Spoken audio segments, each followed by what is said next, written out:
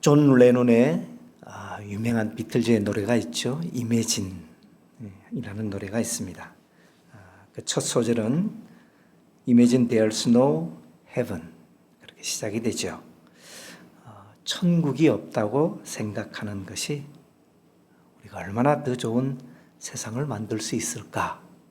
그런 질문으로부터 그 노래는 시작을 합니다. 평화를 갈망했던 뮤지션 존 레논이 레논의 이 이매진의 그 노랫말은 위대한 시 같습니다. 평화를 위협하는 폭력과 혐오의 극단성, 그것이 어떻게 해소될 수 있을 것인가? 그래서 이 노래를 생각하다 보면 그러한 문제를 고민하게 되지요. 가사는 이렇죠.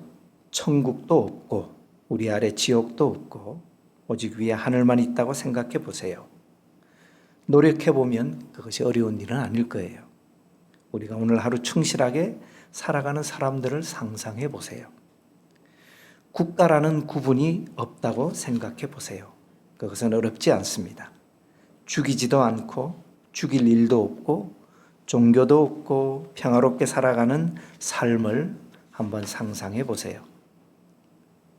소유물이 없는 세상을 상상해 보세요. 당신이 상상할 수 있을까요? 탐욕을 부릴 필요도 없고 굶주릴 필요도 없고 서로에 대한 인류에 대한 사랑이 넘쳐날 거예요. 당신은 내가 몽상가라고 말할 수 있지만 그런 세상을 꿈꾸는 것은 나뿐만이 아니에요. 당신도 우리와 함께 그러한 꿈을 꾸었으면 좋겠어요. 어떤 이들은 이 가사를 종교에 대한 어떤 공격과 아니면 부정, 이렇게 기독교에 대한 이렇게 해석하지만 그것이 아니라 위대한 저는 시라고 생각을 합니다. 오늘날 우리가 살고 있는 세상은 분쟁과 갈등과 폭력과 전쟁이 끊이지 않는 세상이죠. 저는 종교가 분쟁의 원인이다라는 주장에 대해서는 동의하지 않습니다. 그렇지만 종교가 분쟁 발생의 중요한 명분이 되고 있다는 것은 또한 사실이죠. 그렇지만 오늘날 우리 사회 이 지구상에 현존하는 분쟁들 그 중심에는 종교와 관련되어 나타나는 인간의 참혹, 그다음에 인간의 탐욕, 그러한 어두움이 자리 잡고 있다는 것 또한 부인할 수 없는 사실입니다. 우리가 겪고 있는 사회의 갈등이 종교와 만나면 그 갈등은 그때부터 더 극단으로 치닫게 됩니다. 그리고 극단적인 폭력이 신앙과 진리라는 이름으로 행해지기 때문에 그 폭력의 양상은 그때부터 다른 정치사회학적인 갈등과는 비교할 수 없는 깊이와 잔혹함, 그것이 압도적으로 분출되고 표현되는 것을 우리는 우리가 살아왔던 역사뿐만 아니라 오늘 우리가 살아가는 사회 속에서도 발견할 수 있습니다. 이스라엘은 하마스와 전쟁이 시작된 이후로 그 전쟁 지역에 외부인의 출입을 차단했습니다. 그렇기 때문에 그 안에서 어떠한 일들이 벌어지고 있는지 자세하게 알려지지 않았습니다. 그런데 그 전쟁 지역 출입을 막지 못하는 유일한 예가 있는데 그것은 의사들이 있죠.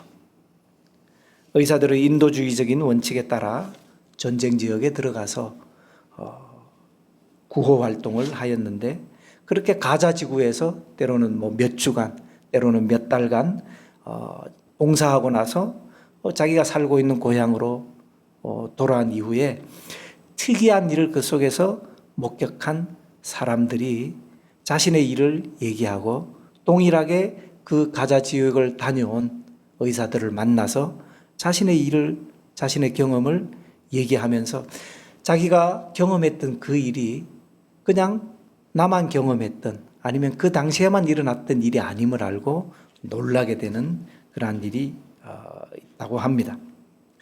그들이 그렇게 자신의 경험을 얘기한 것은 자기뿐만이 아니라 가자 지구에 다녀왔던 자기의 동료들 또 의사들이 동일하게 얘기했던 그 일들은 어린아이들이, 그것도 아주 어린이들이 병원에 수도 없이 실려왔는데 이상한 것은 응급실에 실려오는 그 아이들이 폭격이나 아니면 그 폭탄에 맞아서 잔해에 깔려서 오는 것이 아니라 그 아이들이 총알에 맞아서 왔다는 사실이었습니다. 인체의 다른 부분도 아니라 그것도 머리와 가슴에 총을 맞은 아주 어린 아이들이 거의 매일마다 실려왔다는 경험을 비로소 돌아와서야 나도 너도 그렇게 확인하고는 소스라치게 놀랐다는 것이죠. 이라크 전쟁을 경험했던 전쟁이 있지 않았습니까? 예, 그곳에 구호 활동을 하러 갔던 의사들도 어린아이들이 가슴과 머리에 총을 맞는 것은 고사하고 어린아이들이 병원에 실려오지만 총상을 입고 병원에 실려온 적은 없다는 고백들이었습니다. 아무리 전쟁이라도 아이들은 폭격의 피해자이지 결코 정조준한 소총의 피해자는 아니었기 때문입니다. 어떻게 이런 일들이 가자 지구에서 일어나고 있을까요? 저는 이스라엘 군인들이 팔레스타인 어린이들을 소총으로 정조준하는 그 끔찍한 일을 스스럼 없이 저지를 수 있었던 심리적인 동력에는 종교적 신념이 뿌리 깊게 자리 잡고 있었기 때문이라고 생각을 합니다. 우리도 그렇지 않습니까? 성경에 기반을 해서 얼마나 적대적이고 폭력적인 생각을 가지고 있지 않습니까? 타종교에 대해서 또 우리가 생각하는 해석하는 어떤 그런 도구마에 의해서 우리 주변의 존재들에 대해서 얼마나 극단적인 생각을 행동으로 옮기지 못하지만 단절하고 외면하고 지워버리는 일들을 우리는 종교적 신념 아래서 행하고 있지는 않습니까? 전 세계 곳곳에는 언제 전쟁이 터질지 모르는 화약고라고 불리는 지역들이 있습니다. 한반도도 그 중에 하나겠지요. 그런데 더 폭력 앞에 노출되어 있는 지역은 인도와 파키스탄 국경 지역에 있는 카슈미르 지역이 대표적입니다. 인도와 파키스탄이 영유권 분쟁을 벌이고 있는 카슈미르 지역은 실은 인도가 그 지역을 나누어서 카슈미르 계곡과 잠무 지역을 인도가 점유하는 것으로 하고 파키스탄은 그 카슈미르 지역의 서쪽을 점유하는 것으로 해서 어중간한 상태에 놓이게 되었습니다. 그래서 수십 년 전에 인도 파키스탄 전쟁이 벌어지지 않았습니까? 그 지역은 인도가 실효 지배하고 있는 인도의 점령 지역의 실은 인구의 70%가 무슬림이라는 사실입니다. 분쟁의 씨앗이 있는 거죠. 그 지역은 인도로부터 독립을 원하거나 아니면 파키스탄으로 우리가 흡수되기를 원한다 라고 주장을 하고 그 일을 위해서 활동하는 무장단체들이 있습니다. 그런데 그 카슈미르 지역에서 우리가 잘 보도가 안 되어서 알지는 못했지만 지난달 4월 22일에 무슬림 무장 세력으로 보이는 테러 조직에 의해서 거기가 관광 지역인데 인도의 스위스라고 하는 지역입니다. 히말라야 산맥 아래 굉장한 그 아름다운 자연 환경을 가진 지역이 카슈미르 지역인데 그 무장 조직들에 의해서 인도 관광객 26명이 사망하고 17명이 다치는 참사가 지난달 4월 22일에 일어났습니다. 그런데 그 참사의 문제가 심각한 것은 당시에 테러범들이 남성들만을 골라서 그들을 살해하기 전에 코란을 외우는지 그들이 무슬림 신앙을 가졌는지 그것을 확인한 후에 처형을 했다는 것입니다. 관광을 왔던 한 인도 여인은 남편이 살해되기 전에 살기 위해서 자기가 마치 무슬림인 것처럼 알라후 아크바르를 외쳤지만 결국 자기의 남편은 살해당했다고 울부짖는 모습이 중계되면서 보는 이들 하여금 슬픔과 참담함을 느끼게 하였습니다. 인도는 이번 사태에 파키스탄이 배후에 있다고 그렇게 주장을 했고, 인도에 입국한 파키스탄 국민들의 비자를 만료시키고 출국할 것을 명했고, 이에 파키스탄도 인도 국적의 모든 항공사들에 대해서 파키스탄 영공을 통과하지 못하게 하고 비자 발급을 중단해서 육로와 하늘길을 모두 다 두 나라가 끊었습니다. 다시 인도는 파키스탄을 향해서 히말라야에서 파키스탄으로 흐르는 인더스 강의 물을 막겠다고 합니다. 농업 국가인 파키스탄의 수자원의 80%가 인더스 강을 의존하는데 그것이 막힌다면 그것은 전쟁과 다름없는 상황이죠. 그렇게 두 나라는 지금 분쟁의 한가운데 들어가고 있습니다. 인도와 파키스탄의 뿌리 깊은 갈등과 그 폭력의 역사는 그 이면에는 종교의 문제가 자리 잡고 있죠. 우리나라도 해방 직후에 제주도에서 일어났던 4.3 사건을 보면 끔찍한 그 국가 폭력의 중심에는 종교의 그림자, 기독교의 그림자가 어른거립니다. 영락교회 청년회가 중심이 되어서 조직되었던 서북 청년단이 제주도에서 벌인 민간인 학살은 그 잔혹함의 넓이와 깊이는 이루 말할 수 없습니다. 그러한 일들이 지금 수십 년이 지난 이후에 생존자들로 통해서 그 일들이 점점 밖으로 드러나게 되었죠. 아마 당시에 그들은 자신의 신앙적 열심을 가지고 자신들에게 좌파 척결, 빨갱이 척결의 사명을 부여받은 자로 아마 자신들을 그렇게 포장했을 것입니다. 그렇게 여기서 잔혹한 사륙을 당당하게 사명감을 가지고 저질렀다는 것이죠. 재미있는 사실이 있습니다. 그것은 어떠한 종교든지 분쟁을 조장하고 폭력을 가르치고 조장하는 교리를 가진 종교는 없다는 사실입니다.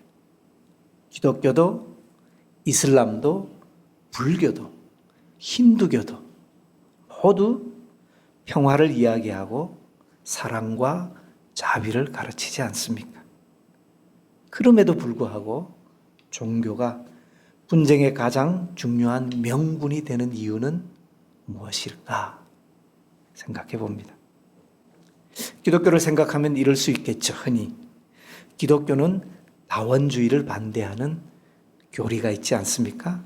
그것 때문에 오직 기독교에만 구원이 있기 때문에 이것 때문에 폭력의 원인이 될 수 있다. 뭐 그런 생각을 폭력을 갈등을 폭발시킬 것이라 그런 생각을 할 수 있을 것 같습니다. 그렇다면 종교다원주의의 대표격이라고 할 수 있는 힌두교는 어떨까요? 만만치 않습니다. 인도에서 일어났던 그 힌두 민족주의의 모디 정부의 근간이 되는 힌두 민족주의에 의해서 일어났던 폭력은 이루 말할 수 또한 조차 없습니다. 힌두교는 다원주의의 대표격이지 않습니까? 그래서 그것이 원인이 될 수는 없습니다. 이렇게 보면 분쟁의 근본 원인은 종교 그 자체에 있는 것은 아닌 것 같습니다.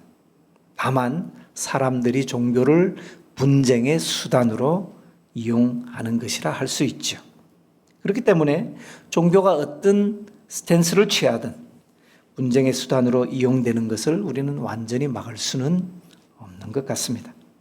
그럼에도 불구하고 종교가 분쟁의 가장 중요한 명분으로 이용이 되고 존 레논의 이매진 같은 노래가 등장하는 것을 보면 분명히 종교 자체에 무언가 이용하기 쉬운 약점들이 존재하기 때문일 것입니다.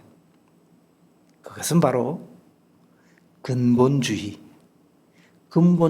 되어가는 현상, 종교의 특징 때문에 그러한 일들이 벌어진다고 할 수 있죠. 어떤 종교든 그 종교가 지배력이 강해지면 그 종교의 교리만을 강요하게 되고 그것에 벗어나는 것을 용납할 수 없는 상태가 되고 말죠. 결국 극단적인 절대주의가 나타나고 근본주의가 진행이 되어서 갈등과 폭력마저 용납이 되고 오히려 그것이 권장되는, 그 일을 하지 않으면 종교적 믿음이 없는 것으로 치부되기 때문에 오히려 그 일이 권장되는 지경에까지 이르게 됩니다. 이런 기준에서 보면 그러면 어떻게 하면 이것을 벗어날 수 있을까? 종교와 적당한 거리를 두는 것. 그것밖에 없지 않겠습니까? 적당히 세속적이고 적당히 타협하고 너무 내가 가진 이것을 주장하지 않고 좀 멀리 떨어져서 멀리하면, 신앙과 멀리하면 그 일이 해결될 수 있지 않을까, 그렇게 생각할 수도 있을 것입니다.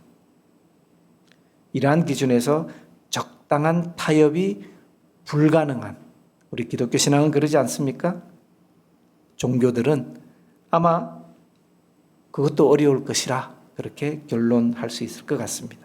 이른바 아브라함 계열의 종교가 그렇죠. 아브라함 계열의 종교하면 유대교, 이슬람교, 기독교, 그렇죠.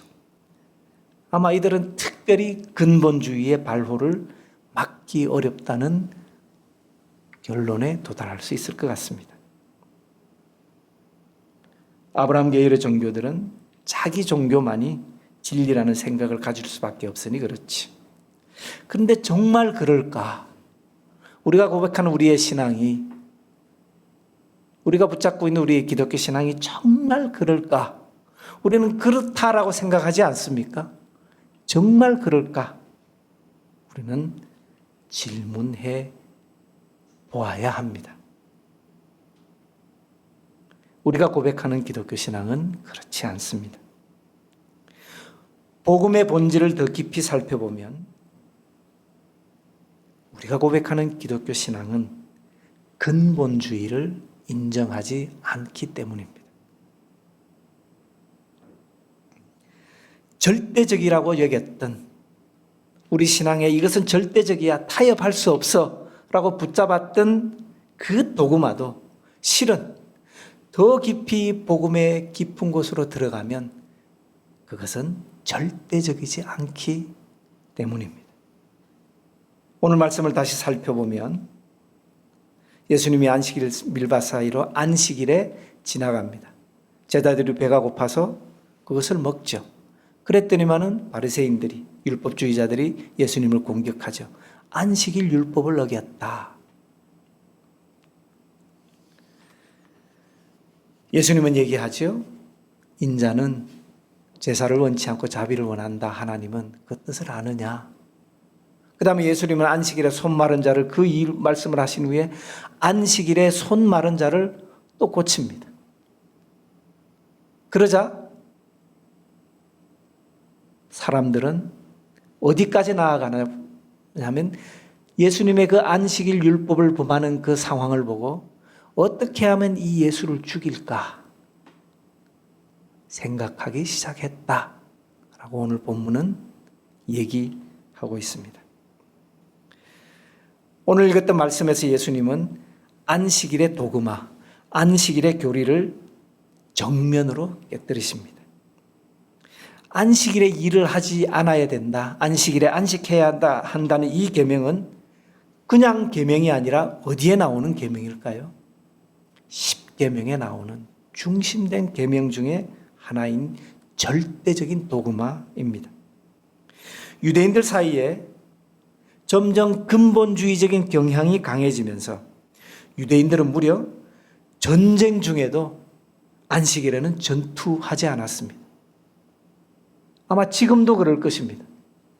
그래서 그런 설교들을 많이 보지 않았습니까? 저도 여러 번 들었습니다.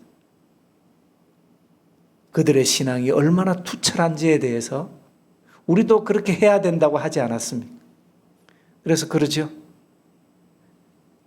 안식일이 그들이 지켜준다. 뭐 이런 감동적인 설교가 펼쳐지곤 했습니다. 그렇기 때문에 이스라엘을 공격했던 적들은 그 사실을 알기 때문에 일부러 안식일에 총공세를 펼치곤 했습니다. 유대인들은 안식일에 적들이 공격해와도 방어하거나 저항하지 않고 고스란히 그대로 죽음을 맞이했습니다. 신구약 중간기인 그 중간 시대가 있죠.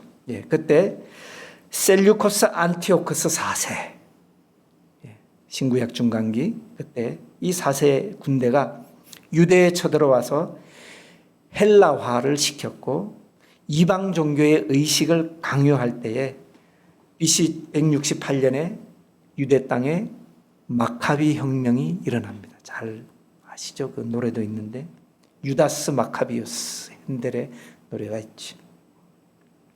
혁명군들은 그 마카비 혁명군들은 박해의 원인을 어떻게 해석했느냐 하면 우리가 이렇게 박해를 받고 나라를 뺏기고 이것은 율법을 불순종하고 그 죄악에 대해서 하나님이 우리를 징계하신 것이다 라고 규정하고 더욱더 율법에 충실할 것을 맹세하죠. 그 중심에 제사장 가문인 하스몬가와 마따디아의 5 아들이 있었습니다. 그들은 광야로 나아가서 혁명군을 조직합니다. 갱신이 일어났다고 할 수가 있죠. 그때 그들의 정신에 동의해서 의와 또 율법을 따라 나도 그렇게 살겠습니다 하는 수많은 유대인들이 광야로 나아갔습니다. 안티오코스 4세의 군대가 그들을 추격하였는데 언제 공격을 하느냐 하면 하필 안식일에 그 안식일만 골라서 공격을 합니다. 그러나 유대인들은 이렇게 고백합니다. 왕의 명령에 굴복해서 우리는 안식일을 더럽힐 수 없다. 우리는 나아가 싸우지 않을 것이다. 그들은 대항하지도 않았고 방벽도 쌓지도 않았고 그래서 그 전투에서 1,000명이 죽고 수많은 가족과 가축들이 희생되는 사건이 벌어집니다. 이처럼 유대인들에게 있어서 안식일의 계명은 그 정도로 절대적이었습니다. 그런데 그 안식일에 예수는 먹을 것을 구하기도 하고 병든 자를 고치기도 합니다. 바리새인들이 문제를 제기하자 예수님은 이렇게 얘기하죠. 안식일은 사람을 위해서 있는 것이다. 먹을 것을 구하고 사람을 고치는 것이야말로 진정한 안식일의 의미를 실현하는 것이다. 그렇게 말씀하고 있는 것입니다. 당시에 신앙이 투철한 신심이 깊은 사람들에게는 도저히 납득하고 받아들일 수 없는 충격적인 선언이지 않겠습니까? 얼마나 충격적이었냐 하면 예수님의 그 말씀을 듣고 사람들은 이 예수를 죽여야겠다라고 생각할 정도로 말입니다. 안식일에는 병을 고칠 수 없었습니다. 다만 병이 악화되는 것은 막을 수 있었습니다. 그것은 일이 아니었습니다. 안식일에는 그들의 규례를 보면 붕대를 감을 수는 있었습니다. 그것은 일이 아닙니다. 그러나 상처에 약은 바르면 안 되었습니다. 그것은 일이기 때문입니다. 그런데 주님은 안식일 율법에 대하여 절대 부동의 신념을 가진 바리새인들이 바로 지켜보는 그 앞에서 뭘까요? 손 마른 자를 고치는 행동을 하셨죠. 주님은 그 사건을 통해서 율법의 정신과 목적이 도구마의 더 깊은 의미가 무엇인지를 정면으로 묻고 계시고 도전하고 계셨던 겁니다. 예수님은 지극히 작은 자에게 행한 것이 곧 내게 행한 것이고, 너희들이 나를 만나는 것은 곧 그들을 만나는 것이라고 그렇게 얘기하지. 나는 자비를 원하고 제사를 원치 않는다 하신 말씀이 무슨 뜻인지 알았다면 너희는 죄 없는 사람을 정죄하지 않을 것이다. 그것이 오늘 우리 교회가 주의 깊게 들어야 할 내용입니다. 가만히 우리가 지내왔던 지난 그 교회 생활을 한번 돌이켜 보십시다. 한국 교회는 개혁되어야 돼. 다시 말씀으로 돌아가야 돼. 라는 외침이 불끌듯 이랬던 시대가 있었죠. 물론 지금도 그렇게 얘기하고 있지는 합니다만. 그래서 예배가 회복돼야 돼. 그런 외침을 많이 들었지 않습니까? 그래서 한국 교회의 예배 갱신과 부흥운동이 부를 듯 일어났던 시대가 불과 얼마 전에 일어났습니다. 지금도 기도와 예배의 회복, 이것 때문에 문제가 있는 거지 그렇게 주장하지 않습니까? 그러나 복음서는 우리 신앙의 본질이 예배에 있다고 말씀하지 않습니다. 나는 제사를 원치 않는다. 그것이 오늘 말씀에 들어있죠. 그것은 호세아 9절을 예수님이 인용하신 건데, 제사를 원하지 않고 자비를 원한다.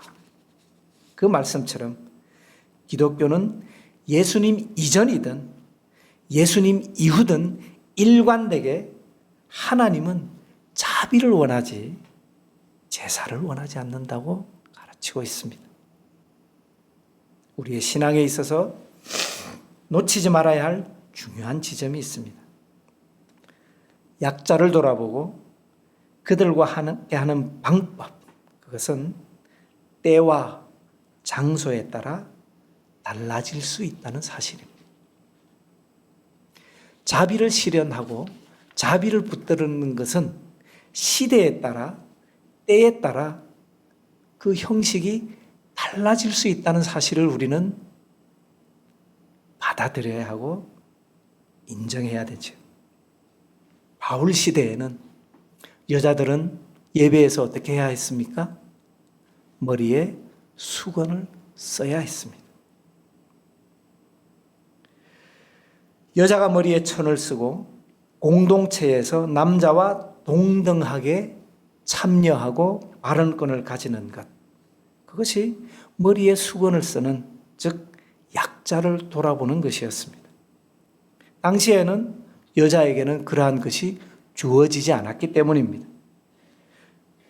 그러나 발언권을 주기 위한 타협안으로 바울이 받아들이고 주장했던 머리에 수건 쓰기는 시대가 변함에 따라 오히려 그것은 오늘날은 어떻게 바뀌었습니까? 여성을 억압하는 상징이 되었습니다.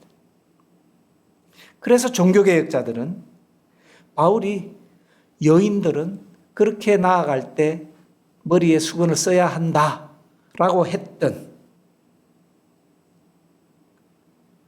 그렇게 바울이 말했음에도 불구하고 종교개혁자들은 여성들의 머리에서 수건을 벗겼습니다.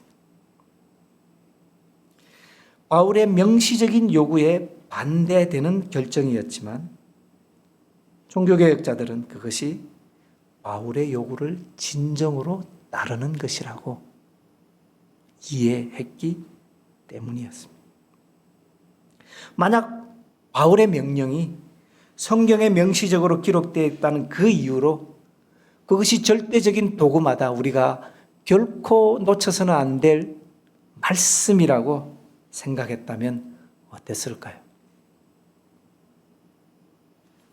수년 전에 이란에서 히잡에 대한 사건이 일어났었죠. 그러한 일들이 오늘날 우리 교회에서도 발생하지 않았겠습니까? 이렇듯 본질적으로 기독교 신앙은 근본주의가 될 수 없습니다. 예수님이 신심이 깊은 유대인들이 철저히 믿고 따르던 십계명의 안식일을 어긴 것처럼 종교개혁자들이 바울의 그 명시적인 명령을 어긴 것처럼 교회는 끊임없이 우리가 주장하고 붙잡고 있는 도구마들을 다시 점검하고 그 말씀이 지금 오늘 내가 살고 있는 우리의 삶의 현장에서 어떻게 하나님과 이웃 사랑하는 것으로 되기 위해서 어떻게 해석돼야 하는지 우리는 끊임없이 묻고 질문하고 추구해야 될 것입니다. 그것이 우리 신앙의 깊은 주제가 되어야 하지 않겠습니까? 기독교는 본질적으로 근본주의가 될 수 없습니다. 그리고 근본주의는 기독교 신앙의 나쁜 해가 될 것입니다. 그렇기 때문에 참된 기독교 신앙은 분쟁의 수단이 결단코 될 수 없습니다. 만약에 우리의 신앙 내용이 분쟁과 독선과 배제와 혐오의 명분으로 이용되고 있다면 그것은 기독교가 빛과 소금의 본질을 놓친 것이 될 것입니다. 지난 2023년에 터키 남부 지역과 시리아 지역에 엄청난 지진이 일어났지요. 그 지진으로 수십만 채의 집들이 다 무너지고 터키 남부 지역이 초토화가 되었습니다. 4만 7천여 명의 목숨이 잃었다고 하지요.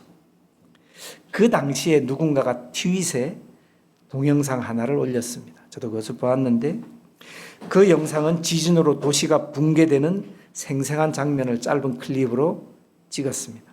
그리고 그 클립을 올렸던 그 사람은 그 밑에 코멘트를 달았습니다. 이렇게 적혀 있습니다. 이 영상은 종말을 그린 영화가 아닙니다. 실제로 튀르키예와 시리아에서 일어난 일입니다. 하나님의 음성에 순종하지 않은 대가를 치른 것입니다. 회개하라는 음성을 무시한 결과입니다.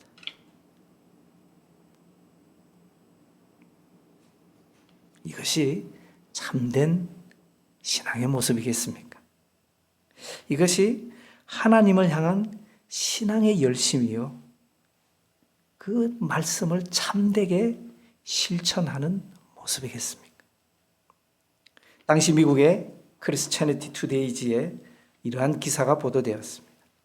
지진이 발생한 후에 카라만마라슈에 성경이 배포되기 시작했는데 현지 당국은 교회의 도움을 원하지 않는다는 반응을 보였다는 내용이었습니다.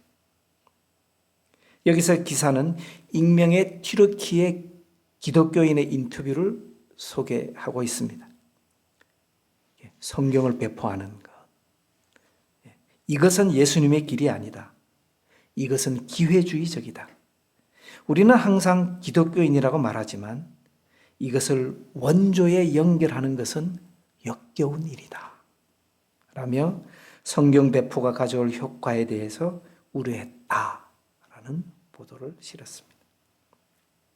성서를 잘못 읽고 성서를 잘못 가르치면 우리는 얼마나 폭력적인 신앙인을 만들어내는지 모릅니다. 전쟁을 말하고 나와 다른 사람이나 집단을 악마로 규정하며 거친 말과 행동을 서슴지 않는 사람이 되지요. 성지순례 교회마다 이르지 않습니까? 저는 개인적으로 2012년에 교회의 성지순례팀과 함께 이스라엘을 방문한 적이 있습니다. 베들레헴에 가면 예수 탄생 교회가 있습니다. 제가 놀란 것은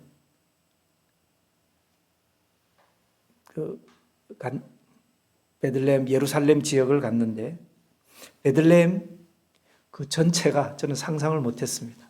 외신을 봤지만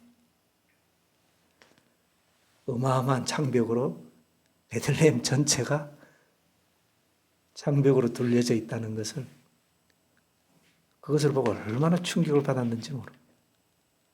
물론 외신이나 뭐 이런 데서는 받기는 받겠지요. 설마 그러리라고는. 거기가 아랍 지역이거든요. 그 장벽이 옛날 베를린 장벽처럼 아득한 장벽이 도시 전체를 두르고 있었습니다. 예수 탄생교회에는 출입문이 아주 작습니다. 가보신 분들이 있으시죠? 그 의미는 이렇다고 합니다. 억지로라도 고개를 숙여라. 어린아기 예수에게 고개를 숙여라. 그는 약한 자, 가난한 자, 병든 자, 눌린 자, 어린 자의 얼굴로 내 앞에 마주 선다. 그처럼 너희도 그렇게 억지로라도 고개를 숙여서 들어와라 하는 의미가 있다고 하지요. 오늘날 예수 그리스도가 탄생한 도시, 얼마나 복된 도시이겠습니까? 구세주가 탄생한 그 도시는 축복의 땅이 아니라 장막으로 가려진 슬픔과 절망과 분노와 혐오와 폭력과 고통이 아우성치고 울부짖는 도시가 되었다는 이 역설은 무엇을 말하고 있는 것입니까? 우리는 우리의 신앙이, 우리의 신실한 믿음이 역설적으로 예수를 죽이고 있는 것은 아닌지, 우리가 열심히 예수를 죽이는 것이 곧 신앙이요, 그 신앙의 이유로 배제하고 혐오하고 파괴하고 있는 것은 아닌지, 폭력을 옹호하고 전쟁을 부추기고 분리와 차별의 벽을 높이 세우는 것이 우리가 지켜야 할 신앙이라고 여기는 것은 아닌지, 오늘 말씀을 통해 되새겨보는, 질문하는 그리스도인이 되기를 생각해